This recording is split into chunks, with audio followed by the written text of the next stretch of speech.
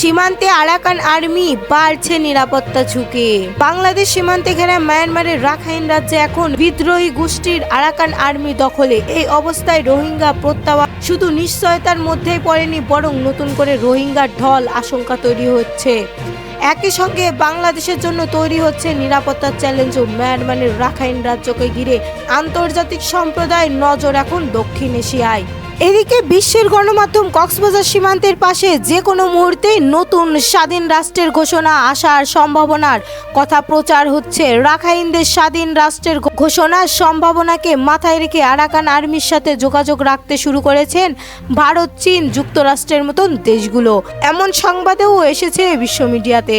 এতে প্রশ্ন উঠছে, ভূ রাজনৈতিক পরিস্থিতিতে কি নতুন সংকটে পড়তে যাচ্ছে বাংলাদেশ।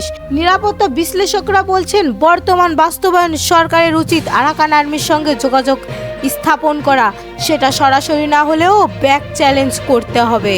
ভারতের উচিত সীমান্তে হত্যা বন্ধ করা, বললেন মির্জা ফখরুল। বিএনপির মহাসচিব মির্জা ফখরুল ইসলাম আলমগীর বলেছেন, সীমান্তে হত্যা কখনোই মেনে নেওয়ার নয়। ভারতের উচিত সীমান্তে হত্যা বন্ধ করা। বিএনপি সবসময়ই এই দাবি জানিয়ে আসছে, সীমান্তের হত্যা মেনে নেওয়া যায় না। তিনি বলেন, ফ্যাসিবাদ মুক্ত দেশ নতুনভাবে গড়ে তোলার দায়িত্ব আমাদের সবার। দেশের গণতন্ত্র পুনঃপ্রতিষ্ঠানের জন্যই বিএনপি কাজ করছে।